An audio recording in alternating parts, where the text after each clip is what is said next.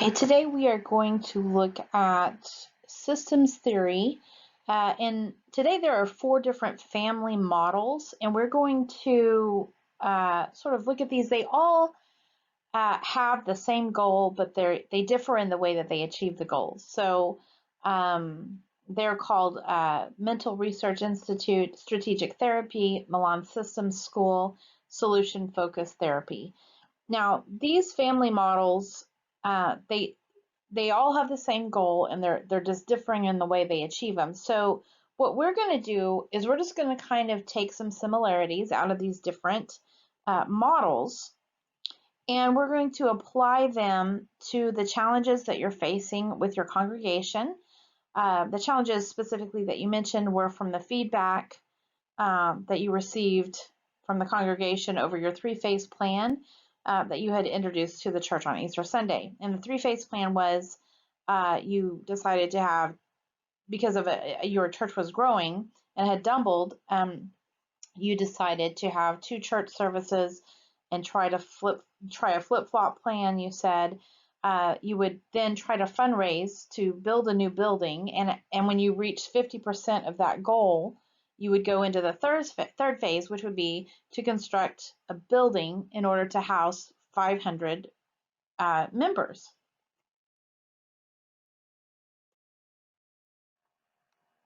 So psychotherapy is not usually sought for the enlightenment about our past. That's not usually why people come to therapy, but it's rather because people are dissatisfied of their present situation and they want to change it so they can change their future, which is why you reached out to me to explain systems theories so we can find solutions to your church problems.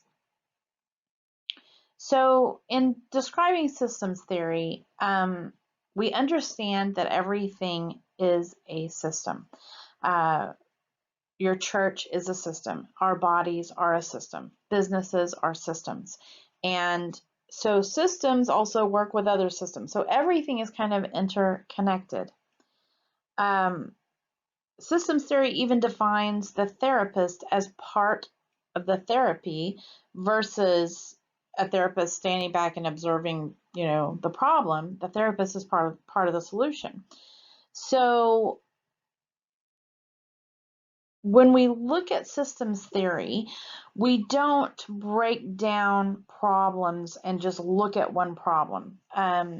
Instead, the sum of the system is greater than its parts. So you don't come in with a problem and say, here's my problem, fix just this one problem and everything else is fine, because everything is interacting and creating that problem. So everything's intermeshed. There's like a whole enmeshment here.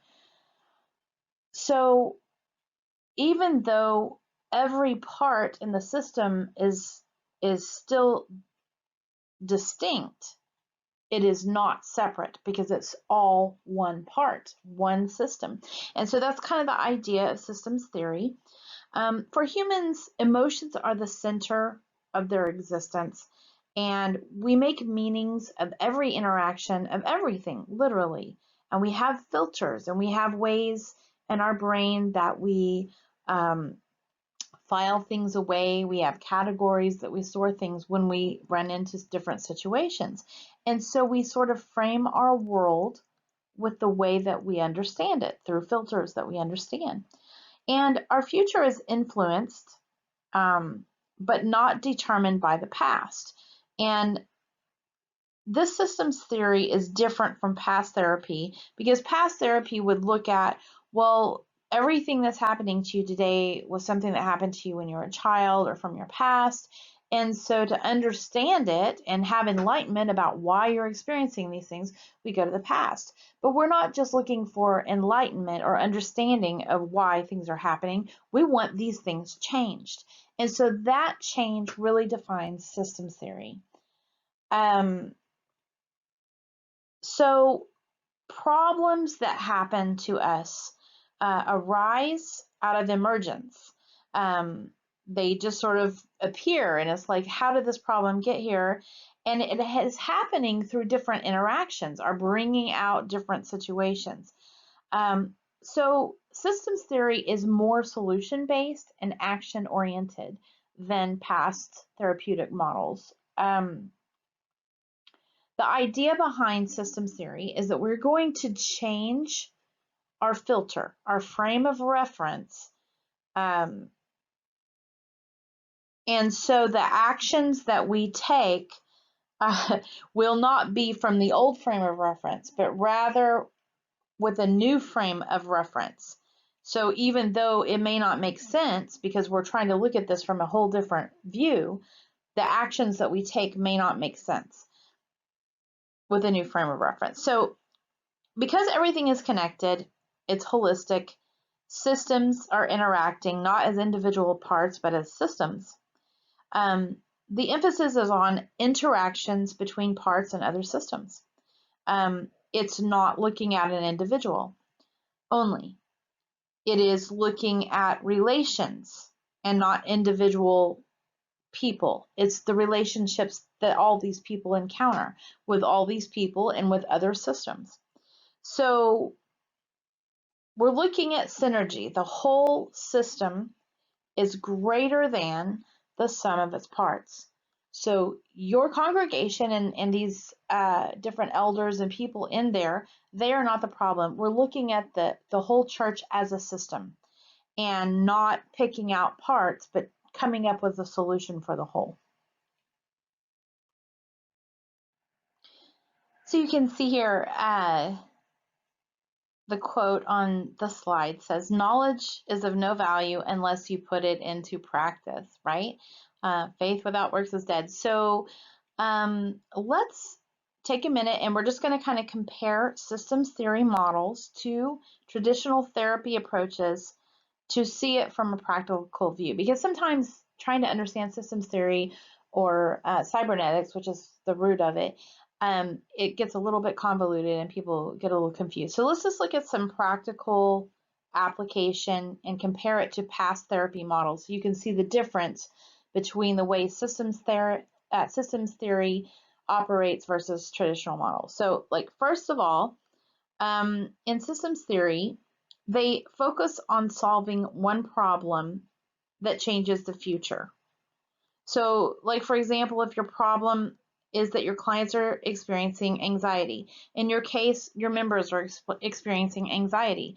They are afraid that if they split the church, that they're going to lose their connections. They're afraid that the church will grow, it will become impersonal, and they're afraid of new things. So they are definitely experiencing anxiety. So we could use them. Okay, so for systems theory, they just focus on one problem. Past models would go all the way back to the childhood and find out why, and it's very time consuming to do all of this. But we need answers now. We want action. So a second thing we can look at is that people are not pathological. With systems theory, we don't think that people are unchangeable, they're messed up, they have issues.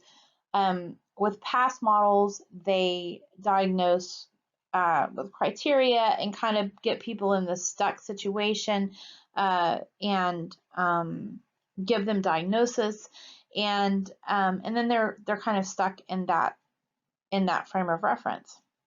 Another issue is that with systems theory, they use strategic interventions to bypass resistance. And so like in your church service, we are getting resistance from the elders or people that have been at the church before you became pastor there, and they're resisting you on this. So we have to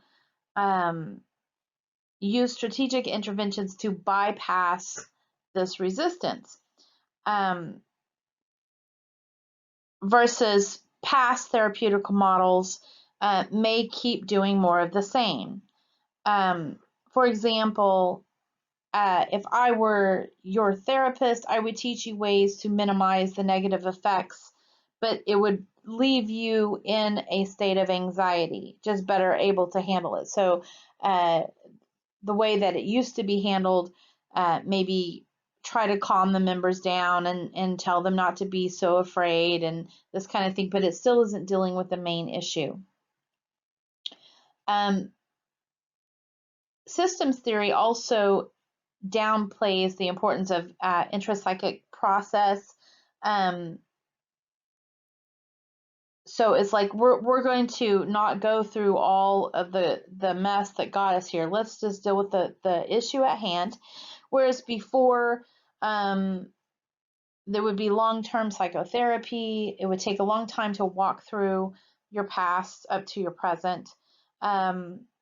Also, clients can change rapidly under this model, where sometimes in the other later models, it takes years of therapy to get through all of those things. So also in the systems theory model, families are conceptualized as rule-governed systems because there's always rules that create the family. And instead of maybe looking at one person as the problem, we're going to look at the way the rules are set up and how they're being interpreted by the members and things like this. And also, systems theory is based on cybernetics versus psychotherapy. So those are just some basic practical ideas about systems theory. So we'll get a little bit more into it. Okay, so systems theory is rooted in what is called cybernetics. The word cybernetics comes from a Greek word meaning to steer, like you would steer a boat here in this picture.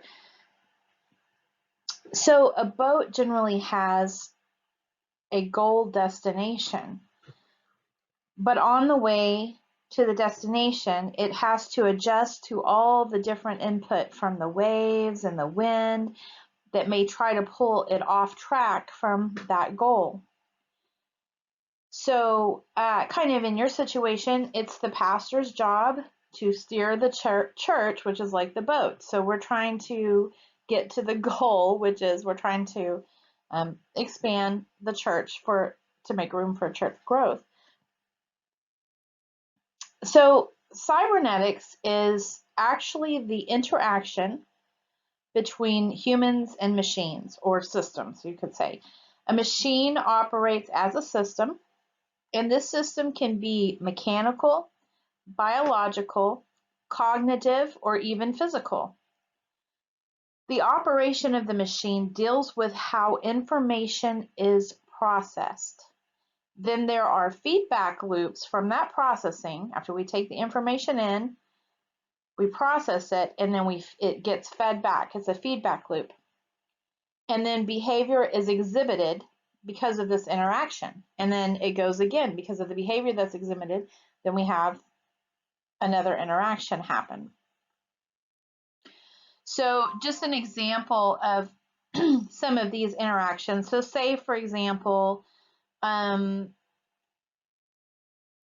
if you had high blood pressure and you drink coffee, the interaction between those two things coming together would cause the blood pressure to go higher. But if we're going to look at true cybernetics, that's one side of cybernetics, but we want to look at second order cybernetics. So in that, it may not just be drinking the coffee that's causing the blood pressure to go up. It could be a stressful job, a stressful pastor's job in your case. Different situations could cause that to happen. So another example was the pastor introduced a 3-phase plan. And so there was an interaction that happened here because he received some undesirable feedback from the church. And so he gave the input, and then the church had a reaction to it. So we had an interaction happen there. So in a system, there's always these kinds of interactions. And we can't ever just look at one problem like a static problem because it's always dynamic. So like I said, there's two types of cybernetics, and the primary distinction is the position of the observer, because we're trying to, the therapist tries to help the person with their problem, or in this case, a pastor with his church. And in traditional therapy or psychodynamic therapy, the therapist would put themselves outside of the situation looking at the problem. With second order cybernetics, the therapist becomes part of the solution. It's an entire system. There's no individualistic. It's we're all working together, and anything that the therapist says to you is going to cause an interaction to happen, which is going to loop into another interaction, and it's going to extrapolate that way. So there are two types of cybernetics. The first one is called first order cybernetics, and this is trying to fix a part to maintain homeostasis, and that may not always be what we're trying to do.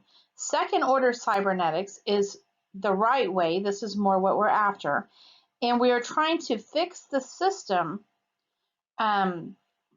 by changing the frame of reference. So we give ourselves more options to solve the problem when we get out of a box type thinking of just it's one way or the other, and we kind of trap ourselves in this. But when we change our frame of reference, we don't change what's happening. The facts are the facts. But when we change the way that we look at the facts, we have many more options, and you can make rapid change this way. So to further understand about cybernetics, a lot of times they use the example of a thermostat. So you can understand what homeostasis is in the midst of cybernetics. So a cybernetic system maintains stability through change. And that almost sounds like an oxymoron, but the only way that it can remain stable is to make adjustments. So if we look at the thermostat, the temperature that we set it at, that's the homeostasis, but it's got to make a lot of internal changes to keep that degree at 72 degrees. There's a lot of internal workings of the actual thermostat. There's a lot of external things going on, like somebody opening the window or shutting the door or the temperature changing outside. There's a lot of things that are happening that this thermostat has to maintain. And it's not so much, it's really the internal things that are happening, causing these things to change, that are actually second order cybernetics. So when we set the temperature, it gives it a homeostasis temperature that it stays at. So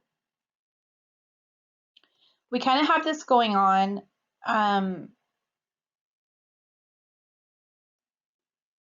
With your congregation, they do not want to change. They've never done it this way before. And so that's kind of the homeostatic temperature you have there. They don't want to change. They're resisting change. And so we have to change. We have to change the way that they're thinking about it. Second order is the non-visible part that causes this change. So it's not so much what they're saying or how they're seeing this. It's how they view it from inside, the internal view of what they think you're trying to do. And that is what we have to reframe. So another situation, so we were saying that the cybernetic system maintains stability through change. But if we look at, say, for example, the Dead Sea is dead because it has water going into it, but no water going out of it. So it's not changing, and so it's not able to keep a homeostatic state. And also, homeostasis does not mean static. Like the Dead Sea would be a static state. It is dead. Nothing can live in there. Homeostasis is constantly moving to maintain a set goal.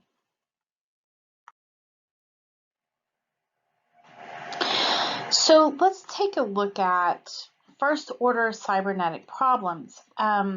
When we attempt homeostasis, attempting to create that balance for the system. and we try to fix individual problems, let's look at what happens. Any system has a set of rules to maintain a homeostatic state.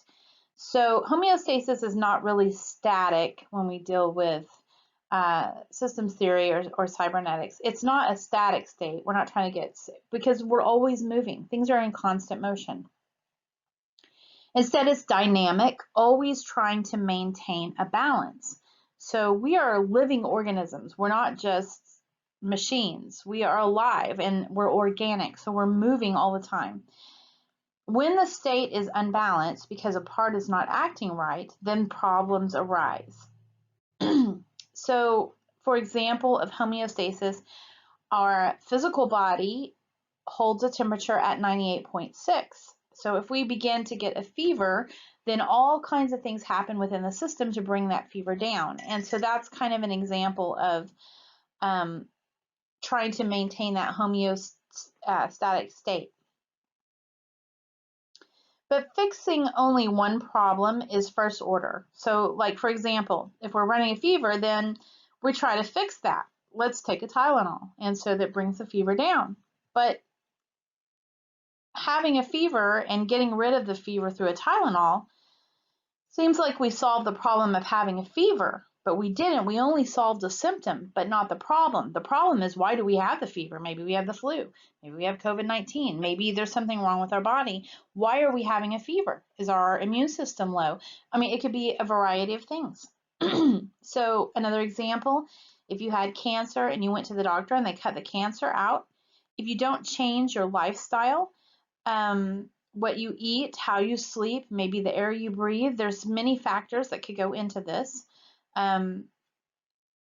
If you don't deal with all those issues, even though they cut the cancer out, then the cancer is just going to come back because nothing really has changed in the system.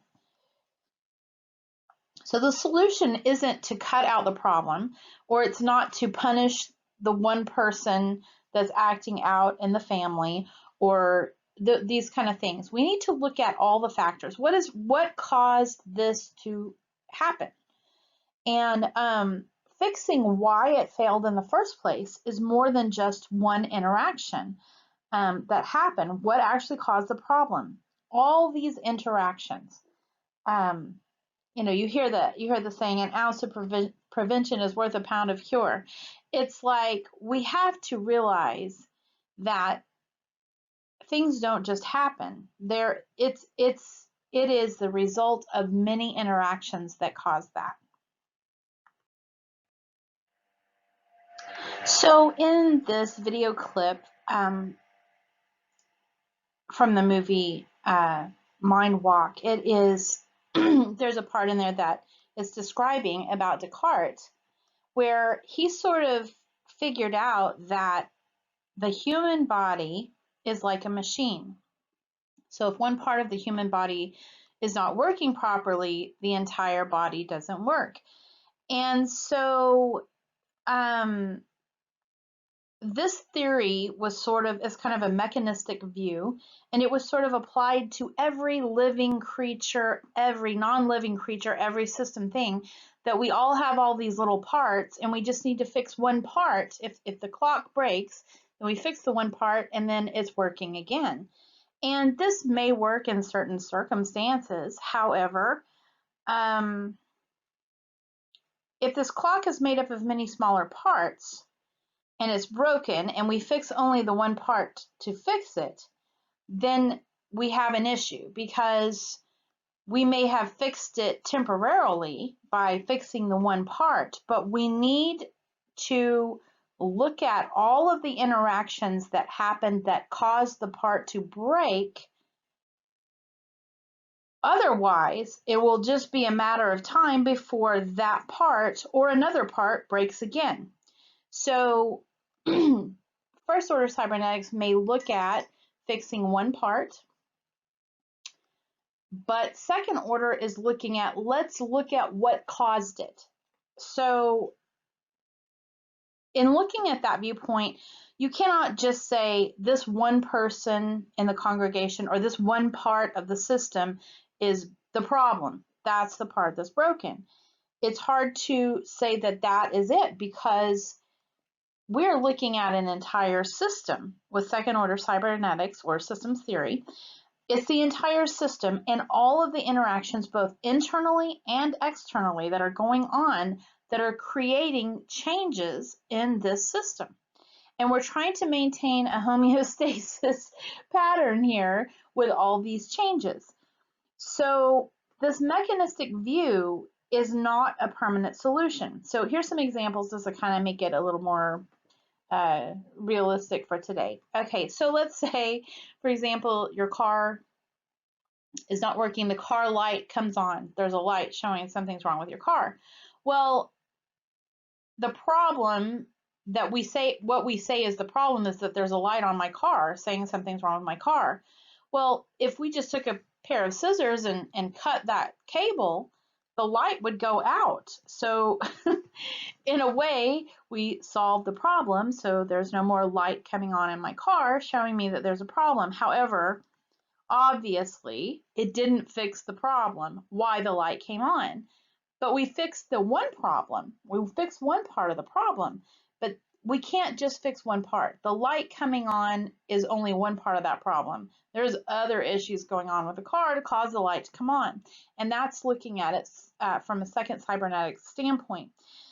So another example, of course, would be if you were sick, maybe your liver, something went wrong with your liver and you were in pain, you go to the doctor, they cut the liver out and you're not in pain anymore. It's kind of the same concept. It's like, okay, well, we fixed the problem. We didn't really fix the problem. We fixed a symptom of the problem, but the real problem is, why did the liver malfunction in the first place? So we want to go look at underneath, why is this happening? And so it's because of all the different interactions. Maybe it was the food you ate, or who knows. So there are a lot of variations that it could be. So these are just examples of first order cybernetics that do not have long-term solutions. So if we try to put this in light of your congregation, trying to fix one part of your congregation is not going to fix the whole problem. So let's look at second order cybernetics to see what the difference is. Okay, so we're looking at second order solutions, which is change. In order for change to occur, there must be a reframing of the way that we look at the problem. So right now the congregation is looking at it, or these members, are that you're trying to build your own kingdom. You've only been there for 3 years and you think you know everything that's good for them. You're using them to do their vision, splitting up the congregation, making the congregation way too big and impersonal, and they've never done it.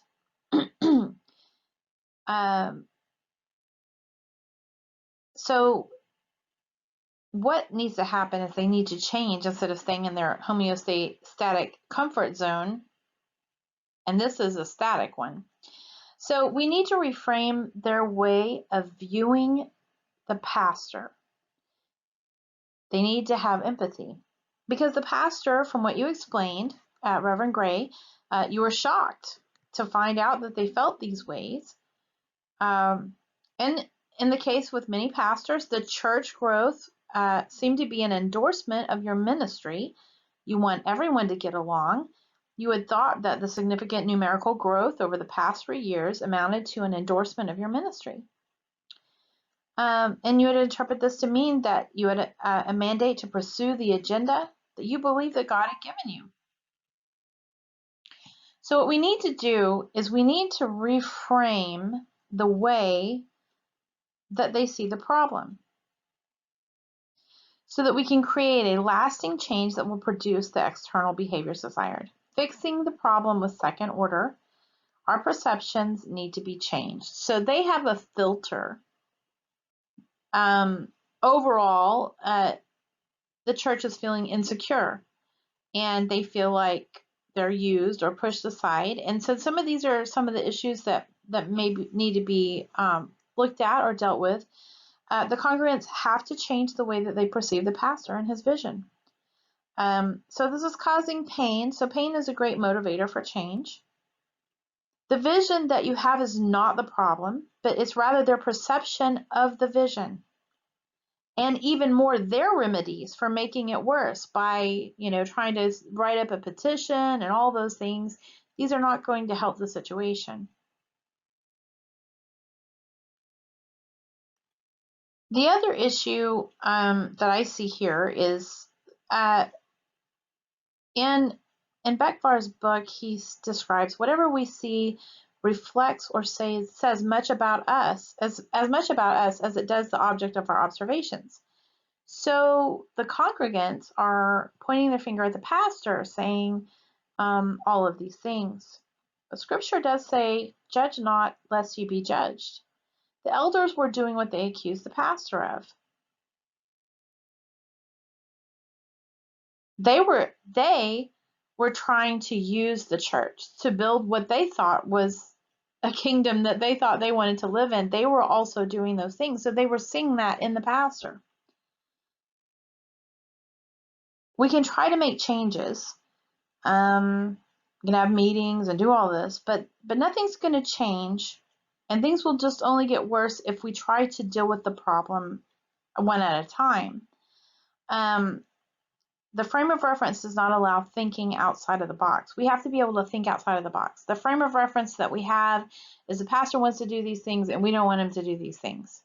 And we have to stop the pastor, and he's in control, so we've got to stop the pastor. And this is the box that they're living in, that they're thinking from. Their filter is coming through. And so we have to change this so they can think outside of the box. Maybe, just maybe, the situation isn't that you're going to lose your friends at church because the church is going to be split up in two things. Maybe you'll gain more friends at church. Maybe your church family will be bigger and you'll have more people in your life. Maybe you're not going to be pushed aside. Maybe that will cause you to be higher up in the church. Maybe it's not going to be these negative effects that you think. So if we can kind of reframe the way that they're thinking about it, it may help.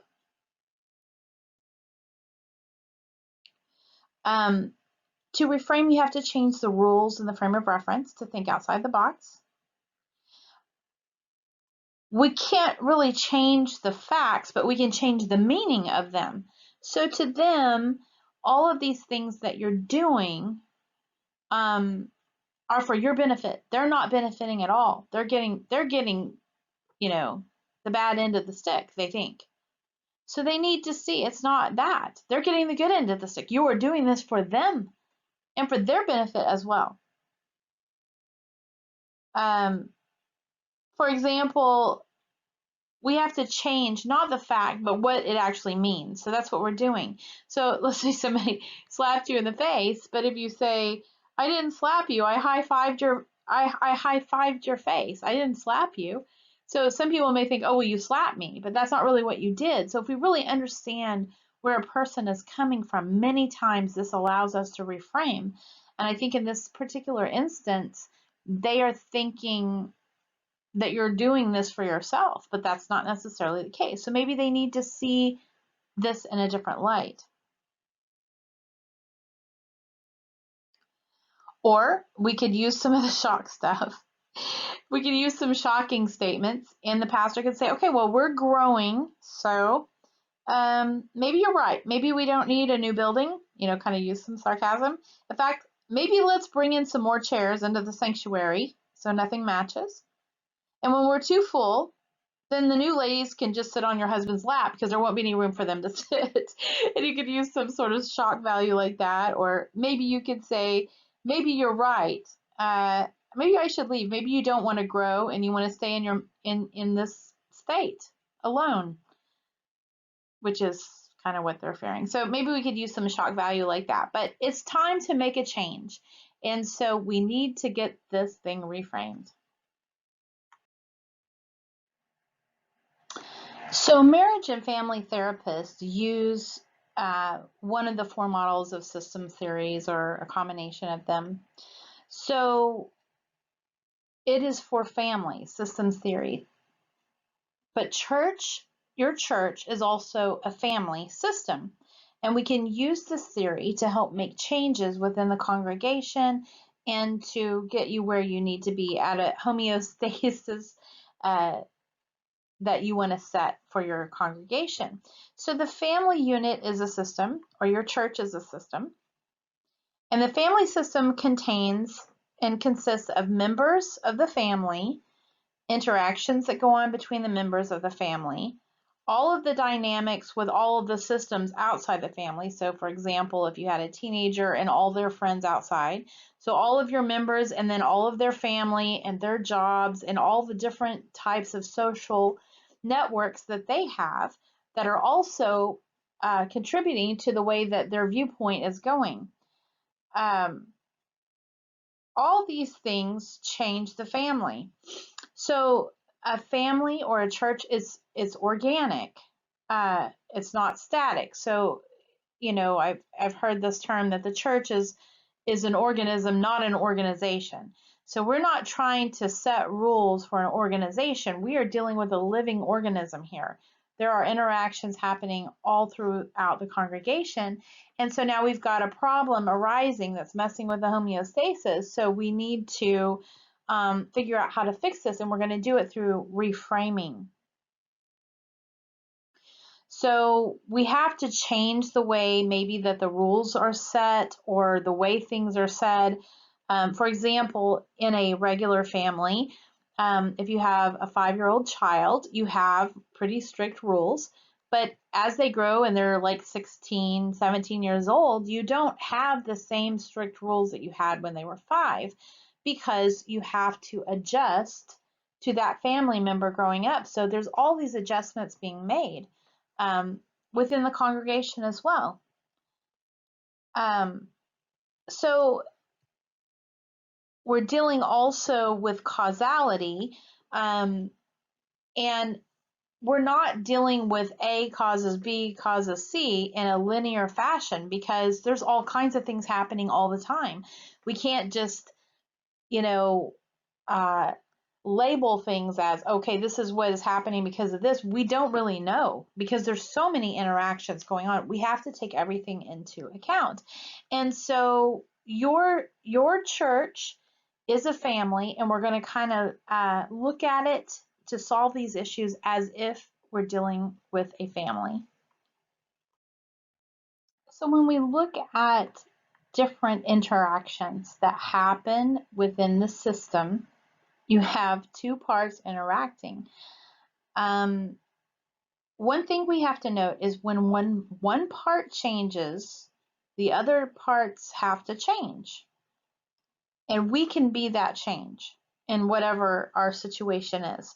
So within a family system, the rules and the roles that everyone plays kind of is what connects the family. And there can be obvious rules, and there can be rules that are just assumed, like norms are in society. Like, you don't just show up at your job screaming in the morning. That there's no rule for that, but you just don't do that. There's things that there's understood things. So there are two forces that counterbalance, and one is for the parts that they're kind of counterbalancing either individuality or connectivity. And how do we have a relationship with someone and not become completely enmeshed with them and stay who we are without being part of them? And this is kind of an issue in a lot of relationships. A lot of relationships, there's no boundaries, things are unclear. So kind of the place that is the healthy place is, a lot of people look at the word codependent. They may not know codependency is kind of the idea of you complete me, like I need you to be okay, and it becomes like I find myself in you, and people become enmeshed. You may see these relationships where someone may that's socializing all the time, they get involved in a relationship and then you never see them. They're like, go away with this person, and they become enmeshed with them to the point that they're no longer their self. And so it's like every time you see them, you're like, well, where's the other person? They sort of lose their identity in this person. So it's sort of codependent. So if you are asking, well, what's the opposite of codependent? Someone may say, well, Independence. If I'm independent, I don't need you then. But that is not healthy either. Independence is almost as damaging as codependence. Being like you don't need anyone is also not healthy. So the middle ground between those two is that we're interdependent on one another. That means I have my own individuality, but I do need you, and we are connected, and you do affect me, and I can't completely separate myself. One time I heard someone say, to find good balance, if you look at ice skaters, if you look at a couple ice skating, you can kind of see how the lady, will go off and she'll do her twirls, and then they'll come back and skate together a little bit, and then he'll go off and do his. So they don't have to be, it's not like there's a rope tied around them where they have to be together constantly, causing each other to trip all the time. They're able to be who they are and allow the other person to be who they are, but they're still connected. And so that's a more healthy way to look at it. So in dealing with issues, this is something else I heard someone say once. If you are in a relationship with another person, there's two of you. Of course, there's a whole lot of other dynamics going here, which is second order cybernetics. But just looking at those two parts, if I want my relationship to change, and there's two parts, and I'm one of those parts, but I spend all my time, energy, and effort trying to change the other part, that's a little bit counterintuitive. When I can really just change my part, and it will change the other part. And that's kind of what we're after with second order cybernetics, because when we change our frame of reference, it's going to change how we view things, which in turn is going to change how we behave. And our behavior is going to have a direct effect on the other party. And so that's kind of the idea with second order cybernetics. The one thing in counseling is that a good thing to know, I think overall from the things I've studied, is that we can never, ever, ever change another person, no matter what we do. But the flip side of that is so powerful is we are the only people that can change ourselves. I am the only one that can change me. And so in that, we're powerless where other people are concerned, but we're completely powerful when it comes to how we reframe, how we decide to behave. And so that's really important there. So if you change your part, then it's going to automatically change the other part of the relationship. So that's a pretty powerful analogy there. Okay, so in looking at problems, because we do have a problem with your congregation, they are not wanting to gel with your vision. They are looking at it a different way. So the actual problem is not a solo piece of the system. When there's a problem in a system, then all parts are having a part to play in that, and many interactions. So although the elders that are maybe rising up against you, it may feel like, okay, they're the problem.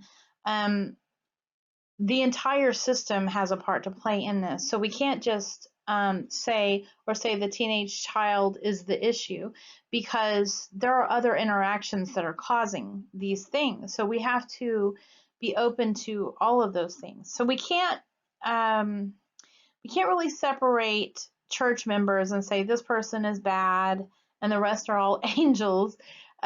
There's interactions that are happening within the system that may be causing that behavior. And so we have to, sometimes the way that we look at someone in the system can be the problem. And we need to reframe, or even the problem itself, we need to reframe how we think of it. I think Dr. Bucher gave an example to us about a teenager acting up, and people just say, oh, well, he's just a rebellious teenager. But the truth is, if we reframe the way that we looked at that and realized part of being a teenager is gaining your independence, it's growing up. And so if we change our frame of reference, we may look at that teenager in a different way. Instead of he's just always going to be a rebellious teenager, we may say, hey, you know what, maybe he's just growing. He's going through things, and maybe it would change the way that we react to him, which would change the whole action that he has possibly. But anyway, these are just the way we're thinking about it. So here's another example. So how could we reframe the way that we think? So that's an example with a teenager. I'm going to give you a story that I heard out of the Bill Gothard seminar one time that was really eye-opening to me. And he was talking about how to transform irritations, but this totally applies to reframing the way you think about something. So he gave this example of this husband and this wife. And what she would do is on the back of the bathroom door, she would always leave her wire hangers hanging on the back of the door. And so every time he would open up the bathroom door, these hangers would just clang and be loud, and it was a source of irritation for him. And he wanted that to change. Now, if he was going to do first order change, he would have gone after her and say, hey, don't put these hangers on the door, blah, blah, blah. And that's just not going to work. She's going to keep hanging them up there. They're going to get in a fight. And that's just a really bad way to deal with that. So he had to change the way that he looked at it. And so what he did is he attached a new meaning to that problem. So he didn't change the fact that the hangers were up there. He just put a new meaning on them. And so what he did is he took the Bible verse that says that if I do not have love, I will be as clanging cymbals. Meaning that no matter what we do for God, if we don't do it in love, it doesn't mean anything. That's what the scriptures say.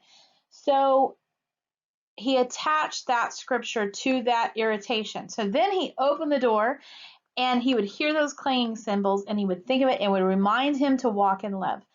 And so this happened several times, and he almost got to the point. There was one day he couldn't wait to hear those clanging cymbals, those hangers hanging on the door, and he went to open the door and there was no sound. And remarkably, his wife stopped hanging the hangers on the door. He didn't even say anything to her because he changed his frame of reference. Now, Bill Gothard went on to explain that, when we need to overcome, we change our frame of reference and we're able to overcome. And that's part of us being overcomers. But that's the Christian side of this. But that is how we reframe the way we think of something. We attach a new meaning to it. So how does viewing your church as a family type system help understand congregational dynamics?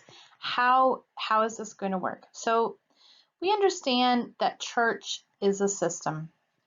If something is wrong, we are all in this together. So we know the scripture that says that the eye can't say to the foot that we have no need of you. We are a body. We understand that from scripture that the congregation was made to be, they compared it to a body. You can't take parts of, and say your hand is not needed, or this, we'll just get rid of those elders. We're all needed in this situation. So if there's a problem, it's not the problem, it is all of the factors that have created the problem. But instead, we always look at the problem. We need to look at everything that may have caused that problem. Those are really where we need to look at. And finding ways to handle the problem is also not the answer. Because if we try to fix the problem and just fix one part of the problem, then that creates more of the same problem. The the saying of doing the same thing over and over is insanity. Trying to create a different thing, but you do the same. Anyway, so here's an example of this. When we try to fix one problem, and then once again, this was said at the Bill Gothard seminar I was in. It made a real impression on me. So a lot of those things just stick with me, which apply to everything we're learning about second order cybernetics. So there was a teenage boy, and he was living at home, and he was so sick of his parents and his dad telling him what to do. And he didn't have a way to support himself or anything. And so then he realized that if he just joined the Marines, that he would have a place to go and stay.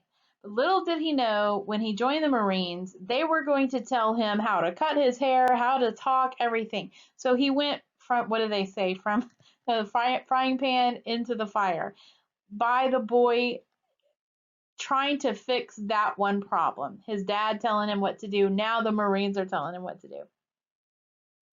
So sometimes the answer to our problem is a bigger problem than the original problem. And so we do it, and sometimes it's just dressed differently. It looks a little different, so we think it's a different solution, but it's really the same problem. Another example was a girl hating her mother, uh, telling her what to do or these things, and then she goes off to college to get away from her parents, and it just so happens that that dorm mother ended up being just like her mother. She did not get away from her mother. Because we have to deal with issues, or they keep coming back up in our current life. And so you can't run from issues. And so we have to heal, or we just keep recreating it over and over and over. So in your congregation, your elders are coming against your three-phase plan, but I bet they come against other things too, because there's a deeper problem here than just them resisting yours. They resist change altogether, and we need to figure out why. And maybe there's a fear factor there, and we need to figure out all the dynamics.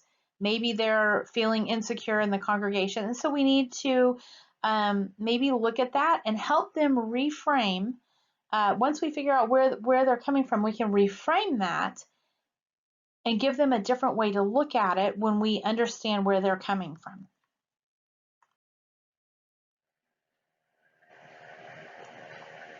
So change happens internally, not externally. I think that's kind of what we're getting at. I have to change the way I see things inside before I can change how I act on the outside. If I don't fix how I see it from the inside, and I just made outward changes, then it's going to reappear somewhere else in the system. For example, a drug addict learns to use things to try and stop, uses external things because that's what the courts made him do. So he had to go to rehab. So he stops doing drugs, but then 6 months later, he shows up weighing 200 pounds, and he's overweight because the problem with addiction is still there. He just swapped it and moved it from drugs to food. So we never really dealt with the issue. Yeah, we stopped him from doing drugs, but now he's got a whole other problem. Plus, the addiction is still there, and he could always go back to the first problem. So the study of cybernetics are two types of change. We have first order and second order. So let's say someone is a drug addict and they go to AA or NA, and those are good programs. I'm not knocking those at all. But in order for that to work, they have to maintain by going to meetings every week. And what it does is it puts a focus. And not only that, while they're in the meetings, they have to state that they're an alcoholic and all those things. And there's a major focus. It's almost like if you go on a diet, all you're doing is thinking about food. And that's exactly what you don't want to do. We create a problem with maintenance, and all we're doing is thinking about the problem. The problem is growing and growing and growing. And we're trying to eliminate the problem, and it's getting bigger, even though we're creating solutions to try to skate around it. We want to try to maintain homeostasis, so we keep feeding the problem or feeding answers to the problem, which is actually feeding the problem. The problem's getting bigger. So it's the same problem, but different outcomes. The problem is all still there. The first order is like cause and effect. So if a client comes into my office and they are agoraphobic, they can't leave their home, like they don't have a life, they can't get in the car and drive to the store and go get groceries. Things are pretty bad. They come in with anxiety. So let's say that I teach them to do breathing exercises so that they're able to maybe walk out into their lawn. So they do this successfully and they're able to do this, but it still enables them to maintain their anxiety to the fact that it's debilitating and they're unable to even go to the grocery store. So every time an addict tries to change relationships, jobs, rehabs, it seems like the more changes we try to make on the external, the more everything is staying the same on the inside. It's almost like we're trying to take the focus off the problem because we want to maintain that issue. So we start looking at ways to change it, and it keeps us busy on the external, but the internal is not changing. Therefore, you will go back to the problem. So therapy can even feed the problem, finding new ways to remove the stress to continue therein. Couple communication problems. You can learn to empathize, but that may not change the problem. See, so we're just dealing with first order is just making an outward change to try to fix the internal change, but you can't change outwardly to change what's internally. You have to change the internal first. So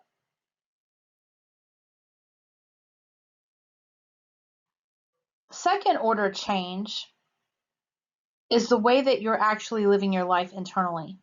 It's a higher order, and we can engage and change first order by doing things in an absurd way. Absurdity, they say. One person,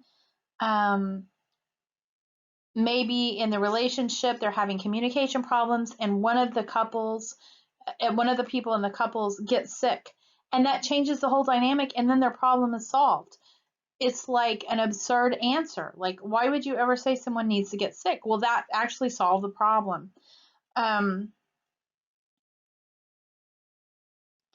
Maybe the answer to fixing the liver is that you need to get more sunshine. So you need to go outside to fix your liver. Don't cut it out. I mean, that seems absurd, but that's actually an answer. There has to be a paradigm shift or a reframing. There's a saying that says, if you always do what you've always done, then you will always be where you've always been. So we can't do old things and expect change. We have to do new things. So, for example, in an organization, a new person can get hired and it messes up the homeostatic organization. And we have to think outside the box. This person is coming in and rattling everybody's cage, but maybe it's the change that they need. So the problem arises when homeostasis is interrupted. So for a criminal, they get caught doing crime. And so now, they try to learn to walk the straight and narrow. So they start doing all these things on the outward while they're in prison so that they can walk straight, but they never dealt with why did they do the crime in the first place? So that when they get out of the prison system, they're going to just go back out and do it again. A therapist keeping a client from reaping what they sow is actually feeding into the problem. I mean, if you don't allow people to see that there is a problem and you're always creating ways for them to fix what's going on so they don't have things to reap from their problem, that actually becomes a problem in itself. So change has to happen inside before it happens externally, and we do it through reframing. If you try to fix external problems with quick fixes, like first order, then you'll just end up addiction swapping, and you may have what looks like a different outcome, but it's still the same problem. The problem is not the problem, it's trying to fix the problem, because whenever you try to fix the problem, it allows you to continue in the inward pattern. you still are having the same attitude. You're still having the same feelings. You're still going through the same thing, even though you're changing behaviors. It's not changing you on the inside. So inward problems can be there from a multitude of different interactions, and we have to deal with the way we look at things. That is second order, and we need to change ourselves. Okay, so the church is the family. Church is not something you go to, it is a family you belong to. So how does understanding church as a family type system help us understand change? For one, the whole church, every member is in it together. It is an entire organism. It's not that each person is an individual in the congregation. The congregation is one. You are a family. It is a system of living organisms. One member impacts all the members. One decision impacts all decisions. Our solutions to fix external problems by fixing one member of the congregation will create more of the same problem. A new way to think is, for example, if member A is irritating member B, member A may learn that member B had a hard life, and that may be why they're living the way they are or acting the way they do. When they realize this, a reframing happens. Then member A has a new compassion for member B, and the problem is reframed and solved because it's seen in a new light. So what are the next steps? If we always do what we've always done, then we always will be where we've always been. So we're going to make some change. So let's take a look at this. So let's take a look at closing thoughts and the next step. So the challenges that you explained from your congregation, they were saying that you were trying to build your own kingdom, and you had only been a pastor there for 3 years, and you think you know what is best for them. You're using them to create your vision, and instead you should be raising money for a building. You should be raising it to meet the needs of the community and people around. Splitting up the congregation will split everyone up, and they may never see each other again, like having 2 churches. And the church will get too big and impersonal, and they've never done it that way before. So we can look at all these things, and we can kind of divide them up, and we can kind of say, we need to reframe the way that they are looking at why you're having this vision. We need to look at their fear of why they're having so much fear of the change if we were to do it, and just fear of change in general. Those are really the issues that need to be dealt with, not the elders and why they're acting up and all that, but let's look at why they're doing those. And we need to respond to internal issues, not react to all these external complaints. These are the 2 competing sources of epistemological assumptions for Christians. One is the world, and the other is the kingdom of God. You as a pastor have a vision. God gave it to you. You're trying to do what you believe is the will of God. They are coming against you with a lot of natural thinking, obviously fear-based, not from the scripture. They're not looking at you in a right light. So they're coming at you at first from a first world view, while you're trying to do God's will, a different viewpoint. So they have a wrong view of what the pastor is trying to do. So we need to reframe their thinking. They fear change, so they need to see change as positive, not negative. The elders causing the ruckus are not the issue. The issue is in the church as a whole. So there's a lot of interactions going on. Elders can change rapidly if their thoughts can be reframed. Now, I know that may not be an easy task, but we can use absurdity to do this. Using strategic interventions to bypass the resistance.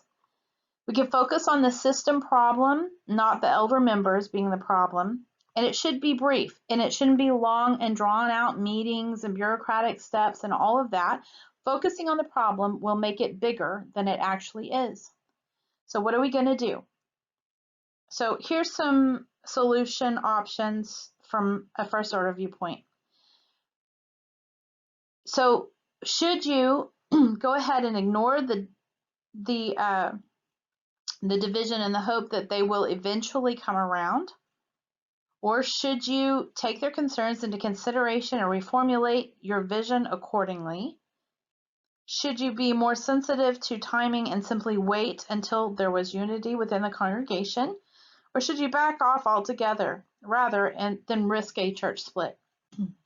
And my answer would probably be none of these would be a good solution. Actually, we need to reframe the thinking of the congregation. And that is how second order cybernetics and systems theory could work for your church. Thank you.